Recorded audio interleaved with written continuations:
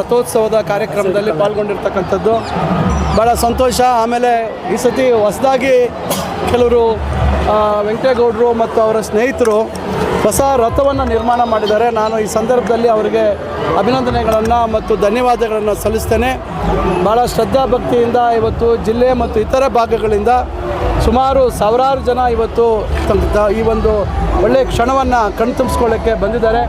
ಈ ಒಂದು ವರ್ಷ ಒಳ್ಳೆ ಮಳೆ ಆಗಲಿ, ಒಳ್ಳೆ ಬೆಳೆ ಆಗಲಿ. ಯಾಕಂದರೆ ಕಳೆದ ವರ್ಷ ಇಡೀ ರಾಜ್ಯದಲ್ಲಿ ಒಳ್ಳೆ ಮಳೆ ಆಯಿತು, ಆದರೆ ನಮ್ಮ ಜಿಲ್ಲೆಗಳು ಕೋಲಾರ ಮತ್ತು ಚಿಕ್ಕಬಳ್ಳಾಪುರ ಹಾಗೂ ಬೆಂಗಳೂರು ಗ್ರಾಮಾಂತರದ ಹಲವಾರು ಭಾಗಗಳಲ್ಲಿ ಏನೋ ಒಂದು ಒಳ್ಳೆ ರೀತಿಯಲ್ಲಿ ಮಳೆ ಆಗಲಿಲ್ಲ. ಕೇವಲ ಒಂದೆರಡು ಭಾಗದಲ್ಲಿ ಮಾತ್ರ ಸ್ವಲ್ಪ ನಮ್ಮ ಜಿಲ್ಲೆಯಲ್ಲಿ ಮಳೆ ಆಯಿತು, ಆದರೆ ಪರಿಪೂರ್ಣವಾಗಿ ಜಿಲ್ಲೆಯ ಎಲ್ಲ ಭಾಗಗಳಲ್ಲಿ ಮಳೆ ಆಗಲಿಲ್ಲ. ನಾನು ಆ ದೇವರಲ್ಲಿ ಪ್ರಾರ್ಥನೆ ಮಾಡ್ಕೊಳ್ತೇನೆ, ಈ ವರ್ಷ ಒಳ್ಳೆಯ ಉತ್ತಮ ಮಳೆ ಆಗಲಿ ಮತ್ತು ರೈತರಿಗೆ ಒಳ್ಳೆಯ ಬೆಳೆಯಿಂದ ಅವ್ರಿಗೆ ಬೆಲೆ ಸಿಗಲಿ ಅಂತಕ್ಕಂಥ ಒಂದು ಪ್ರಾರ್ಥನೆಯನ್ನು ನಾನು ಭೋಗನಂದೀಶ್ವರನಲ್ಲಿ ನಾನು ಶಿರಸಾ ವಹಿಸಿ ನಾನು ಪ್ರಾರ್ಥನೆ ಮಾಡ್ತೇನೆ.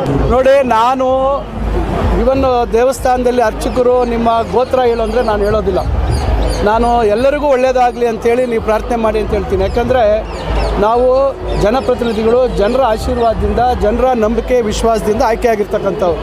ನಾವು ವೈಯಕ್ತಿಕವಾಗಿ ನಮ್ಮ ಬೇಡಿಕೆಗಳಿದ್ದಾಗ, ನಾವು ಖಾಸಗಿಯಾಗಿ ನಾವು ಹೋದಾಗ ನಮ್ಮ ಒಂದು ಕುಟುಂಬ ಅಥವಾ ನಮ್ಮ ಸಂಬಂಧಿಕರಿಗೆ ಒಳ್ಳೆಯದಾಗಲಿ ಅಂತ ಬೇಡ್ಕೊಳ್ತಕ್ಕಂಥದ್ದು. ಒಂದು ಸರ್ಕಾರಿ ಜವಾಬ್ದಾರಿ ಸ್ಥಾನದಲ್ಲಿರ್ತಕ್ಕಂಥವರಾದ್ರಿಂದ ಒಂದು ಸರ್ಕಾರಿ ಕಾರ್ಯಕ್ರಮದ ಜವಾಬ್ದಾರಿ ನಿಮಿತ್ತ ಬಂದಿರ್ತಂಥ ಸಂದರ್ಭದಲ್ಲಿ ನಾವು ಸರ್ವ ಜನರಿಗೆ, ನಾಡಿನ ಜನತೆಗೆ ಒಳ್ಳೆಯದಾಗಲಿ, ಶುಭವಾಗಲಿ ಅಂತಕ್ಕಂಥ ಒಂದು ಪ್ರಾರ್ಥನೆಯನ್ನು ನಾನು ಮಾಡಿದ್ದೇನೆ.